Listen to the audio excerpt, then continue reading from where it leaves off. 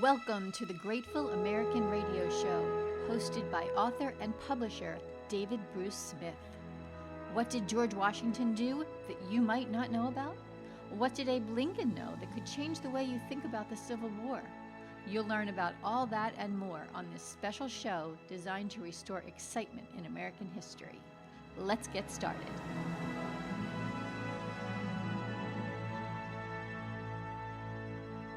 A senior fellow at the Ethics and Public Policy Center here in Washington, D.C., and a member of the Eisenhower Memorial Commission, and the former chairman of the National Endowment for the Humanities, we are here today with Bruce Cole.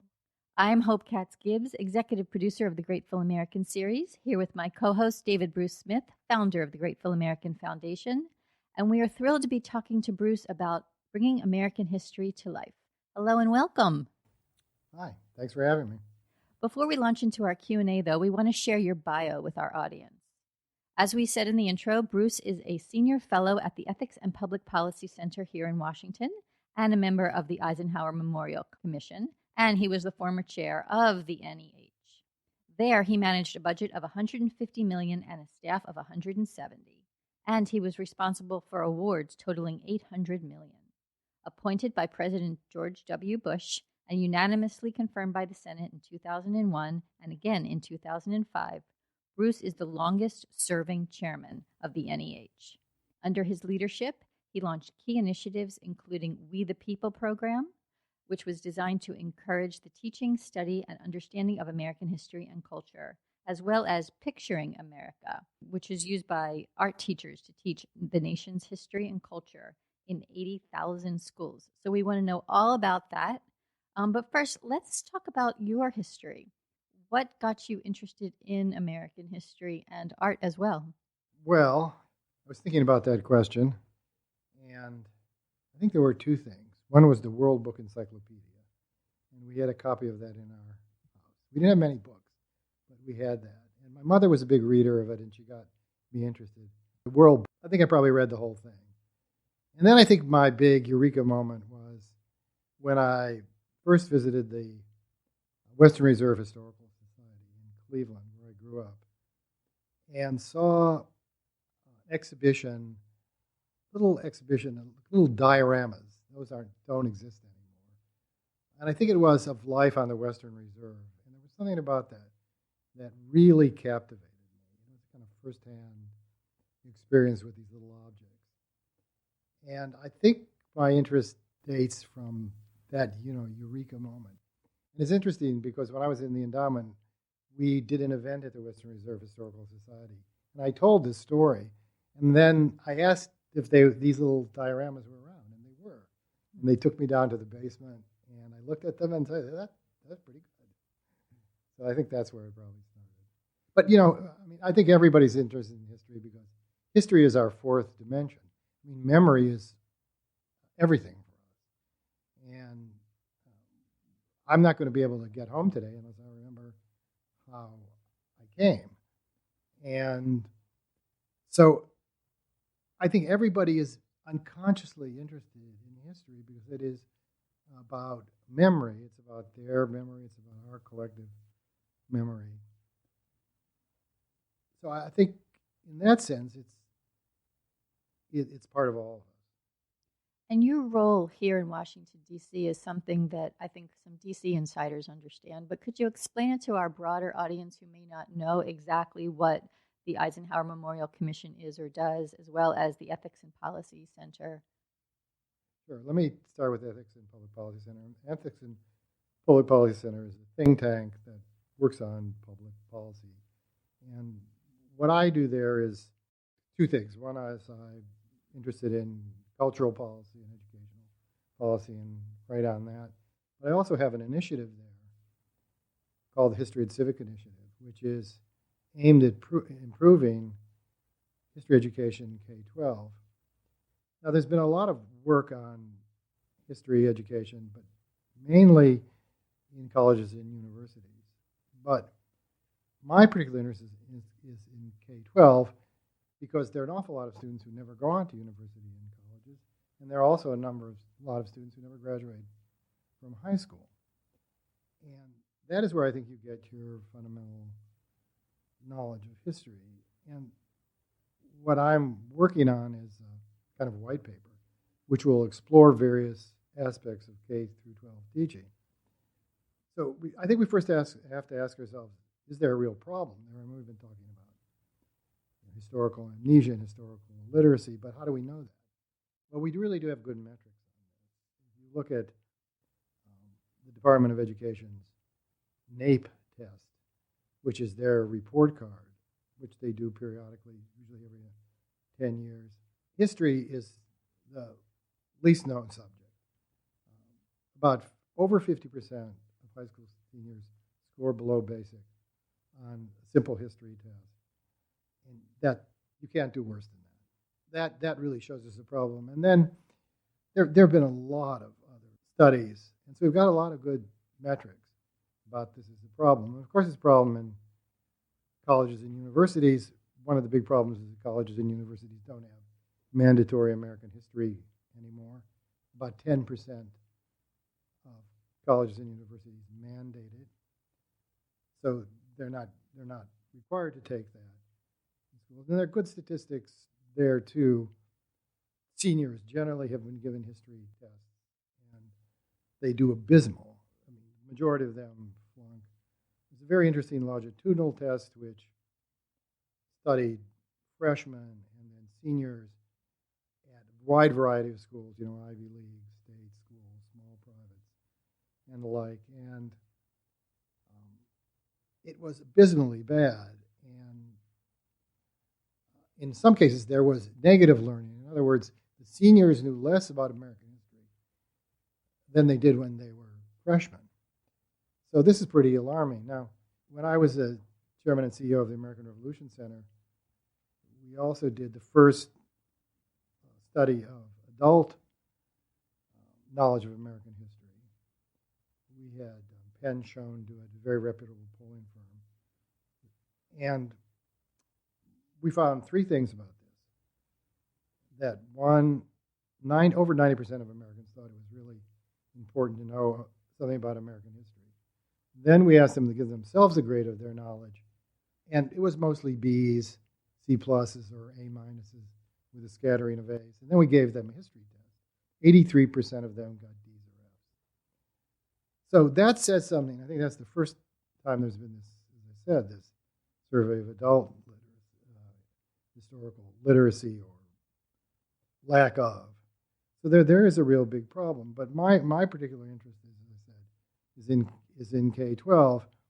And why is that? Why are our students doing so badly? I know there is historical illiteracy in this country, but there also seems to be a contradiction. Even though the test scores are not very impressive at all, things like the Roosevelts are very popular. And that's the first question. Why is that? The other question is, I think there was an educator out of University of Pittsburgh who said that attitudes aren't caught, they're taught. Is that happening anywhere? I agree with you. I mean, why is something like the Roosevelt so popular? The Ken Burns Roosevelt popular. And that really scored, I think it scored 5 on the Nielsen rating, something like that, which is very, very impressive. Or look at all the bestsellers. David McCullough or Doris Kearns Goodwin or Isaacson. Or even something like Downton Abbey. I mean, that's... Well, why is that? And that goes back to your second question, it's caught. I mean, great history is great storytelling. And if you look at the difference between books that are written by academics, which are very difficult to read and very subspecialized, and are read by a handful of people, really, or if you look at the works by McCullough and the like, who are journalists, they are not trained historians. All those people I mentioned are not trained historians. None of them has a PhD in history. They're so popular because they can tell a good story. Mm-hmm. And that, with our natural inclination, I think, to understand history, is what are the reasons that they're so popular. But I think what happens is people come out. There's been generations of this now who come out of high school or college really knowing very little about American history and realize that, and then are captivated and brought back to it by these so-called popularizers. Barbara Tuchman's another example. I mean, Barbara Tuchman said that one of the great things about her career is that she never got a PhD. So she could really learn how to write. And she started off in journalism like all the rest of these people. They don't bury their lead, they know how to tell a great story. But the other part of this is, okay, we identify that there is a problem, but so who cares? Why does that matter? Whether we know anything about American history or not. And I think that people would say that. But, if you don't know where you've come from, you don't know where you're going. History is a great compass to the future. And also, if you can't define your rights and your responsibilities and your liberties, then you can't defend them. And that's one of the really great dangers, I think, is there are now generations of people who know nothing about their basic rights. They know nothing about how the Republic was formed. They know almost nothing about the Constitution and the Bill of Rights or the Declaration because they don't get it. And one of the problems they don't get it is because the teaching of American history is bad. And I don't think it's the teacher's fault. There are many terrific teachers. Often, by the way, the teacher is named coach. But they get out of education school with very little history. The subject matter knowledge is among history teachers is very, very small. Now, some of them do educate themselves. But, as Will Rogers said, you can't teach what you don't know. But why is it, say, 30 years ago, when I had great history teachers all the way through? You didn't really hear of, generally, a bad or a boring history teacher then. Education was also a lot less complicated because it wasn't a business. Why is it that there's such a preponderance of not very good teachers? Well, I think they are good teachers, but they have to really educate themselves because schools of education are telling them a lot about educational philosophy, about social justice. They're telling them a lot about pedagogy, but they're really not telling them, not all the schools of education, but many. I think anybody who's going to teach history should have the equivalent of a BA in history, so they have subject matter knowledge. But I think there are a lot of good teachers, but they have to overcome, I think, their education. And the other thing is the textbooks are abysmal. They're not interesting. There's a very good book by Diane Ravitch called The Language Police. I can't remember exactly the title of it, where she talks about the making of textbooks, which is really interesting, how textbooks now are really geared to two states, California and Texas, where they're sold mainly, and how these textbooks are really, done by committees who check off various boxes that have to be in there. They mostly pictures, or a lot of pictures, and they're fragmented. So if you have a good textbook, an exciting textbook, and a teacher who's really knowledgeable, you're well on your way. But unfortunately, I think that doesn't happen. I don't blame it on the teachers. I really do blame it on the education school because there are a lot of good teachers and inspiring teachers, but it's an uphill battle. So I see this as this historical amnesia. Actually, that's not the right term because to be an amnesiac, you have to have once known something. Maybe historical literacy is better. As a real national challenge, crisis. So did the programs that National Endowment of the Humanities, National Endowment of the Arts put into play, like Picturing America and We the People, did they penetrate the problems in a meaningful way? And how do you know? How do you measure it? That's good. The metrics on that are very difficult to ascertain. Well, one of the things you can measure is how they're spread. So if you're talking about Picturing America, let me describe it first. That's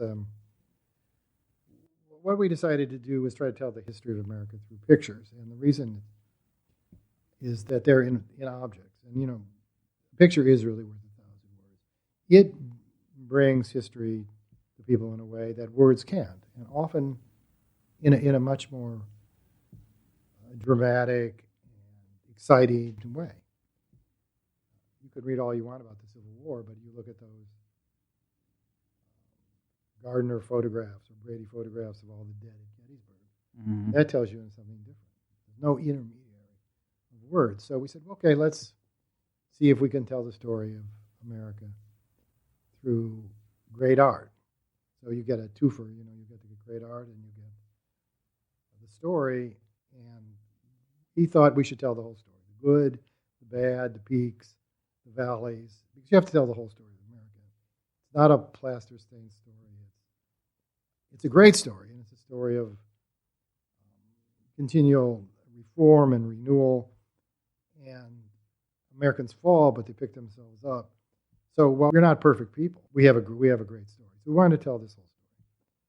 And so we put this 40 pictures together, and we were helped by Robert Smith. This wouldn't have happened without him and his generous contributions. We got ready, we put them together. It was quite a long process of getting them together. And we had 40 large-scale, beautifully reproduced pictures. And then we had a teacher's guide, and then we developed an extensive website because we knew we needed to do that with lesson plans, detailed information. And I said, well, okay, if we can get this in 500 schools and public libraries, I'll be happy. I'll consider it a victory. And it went eventually to 80,000 schools, public libraries, including all the Department of Defense schools. And we were flabbergasted and gratified. So that will be in these classrooms, we hope, for many, many decades. So it's hard to gauge what the impact of that will be, but we can tell something about it by the scale. I mean, it's up to the schools to then flesh out the programs. But I know we got pictures of George Washington back in the classroom, of Abraham Lincoln, of civil rights marchers, and that I think is good. Generally, We the People was an initiative across the endowment to promote the study and understanding of American history on the premise of the fact that it needed to be improved, and also because this was a government agency, this was taxpayers' money, and we thought one of the principal functions of the NEH was to educate Americans about their own history. Fascinating. Well, we're going to have this conversation in addition with John Gray in a moment, but before we finish with you, we would love to know what you hope your legacy will be. Well, that I helped in some small way to improve the teaching and understanding of American history. Wonderful. Do you think you've accomplished that goal? I hope so. Excellent. Well, thank you so much, Bruce Cole. We are looking forward to encouraging kids, parents, grandparents, and all those who love American history to learn more about your books and what you're doing. And that's it for today's episode of the Grateful American Radio Show. Stay tuned for our conversation with John Gray and Bruce Cole. For David Bruce Smith and myself, thank you for listening. We'll talk to you soon. You have been listening to the Grateful American Radio Show, hosted by author and publisher David Bruce Smith. Here's to restoring enthusiasm in history for kids and adults too.